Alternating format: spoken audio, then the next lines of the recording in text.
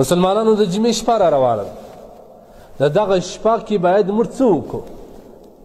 که انسان وغواړي چې د الله د رحمتو ځان لاندې کړي په دغه شپه کې لاندې کولی شي.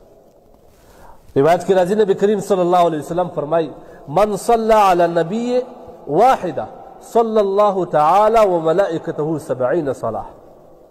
که چا په دغه شپه باندې پر نبی کریم صلی الله علیه وسلم باندې یو درود وویلي، دا په عام شپو کې هم دغه ثواب ده.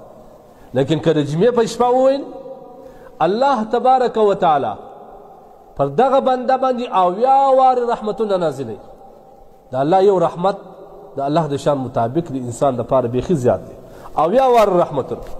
حدیث کې راځي نبی علیه السلام من صلی علیه واحده، که چا پر ما باندې یو وار درود شریف وویلي، الله پر ده باندې 80 وارې رحمتونه نازلوي. دا مبارک شپه ده. داسې روایات هم شته چې په دغه شپه باندې فرشتې دا درود شریف نبی علیه الصلاة والسلام ته رسوي. څومره اعزاز دی د دې امت لپاره. د دې درود شریف برکت او د دې جمعې شپې قدر دا به هلته تا ته په ښه درځي چې د قیامت په ورځ ټول انسانیت ولاړ، انبیا به دا خواهش کړي چې کشکې زموږ د محمد رسول الله امتیان وای. لیکن دغه امتي چې نبی علیه الصلاة والسلام باندې درودونه ویلي د رسول الله صلی الله علیه وسلم د شفاعت مستحق به هم دا ګرځي. موږ څومره غولېدلي، څومره نفس او شیطان به مخه اخیستې.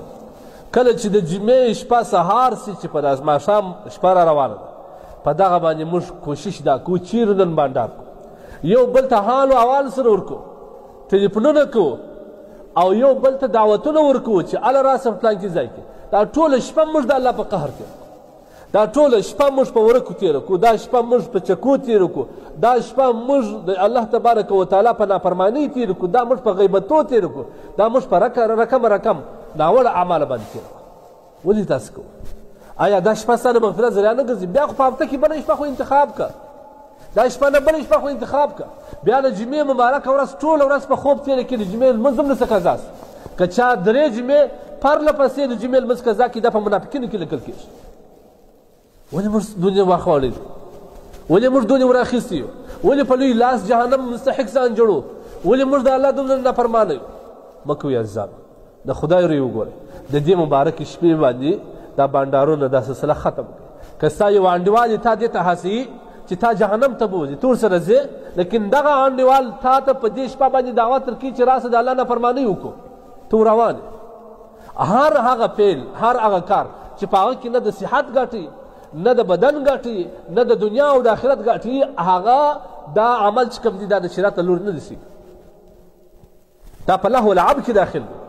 دا چکه باندې په دې بوټ باندې په دې پټو باندې چش مرتب دی، په دې باندې لمونځونه هم قضا کوي. د مقصد لمونځ خو ولاړې، د سهار جومات نسته.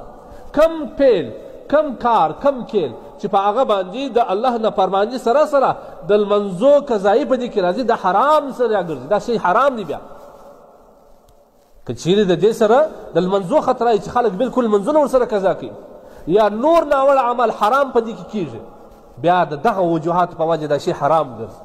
او دا ښکاره خبره ده. ته واسې وګورې چا چې د جمعې د شپې بنډارونه کړي، د هغه یو سړي د جومات لمونځ کړي، په سل کې یو کس به مړ ځه. مه کوئ داسې. په خپل لاس باندې آخرت مه خرابوئ. دا موږ مسؤلیت دی، موږ باید تاسو متوجه شئ. د هېچا توهین موږ نه کوئ، د هېچا اهانت نه کوئ. صرف مو زړه درد کوي چې موږ غواړو چې په دغه شپه باندې ته خپل درجات لوړې کړې. ته نبي علیه الصلاة والسلام باندې درود ووایه، دغه درود ستا د شفاعت ذریعه ګرځي. او دا واورې کوم سړی چې ډېر درود وایي پر هغه باندې په زندګي مسکنت نه راځي، ته په دې درود باندې د مسکنت څخه خلاصېږي. ته د الله تبارک وتعالی د رحمتو لاندې راځي. یو درود باندې 80 رحمتونه چې ته 100 وارې ووایه، 100 ته په 80 کې ضرب ورکړه، څو راله؟ مه کوئ عزیزانو. الله تبارک وتعالی ته نو متوجه سي. دا الله لعاب، دا فضول خبرې، دا د نفس او د شیطان پیروي، دا په ښه نه درځي. چې کله ته مړ سې، تا په قبر کې کښېږدي، بیا به تا ته دا انډیوالان په ښه درس، بیا به دعا وایه چې ای زما انډیوالان، ته زما سره څونه خطا وکړه، څونه مې موږ پر بده لار پرېږدي. دغه انډیوال ستا دښمن دی، دا تا د آخرت نقصان ته هڅوي، آخرت خرابېدو ته دې هڅوي، تا د آخرت وسمېدو ته نه سموي. داسې انډیوالان څخه د دې د صحبت څخه د دې انډیوالۍ څخه ځان وساته. الله هم نه ناراضه کوه، انډیوال خفه کړه. بیا به ته د آخرت په ورځ باندې د محمد رسول الله د شفاعت مستحق هم ته ګرځې او د الله په وړاندې چې کله حساب کتاب ته ودرېږې الله تبارک وتعالی به ستا مغفرت هم کوي.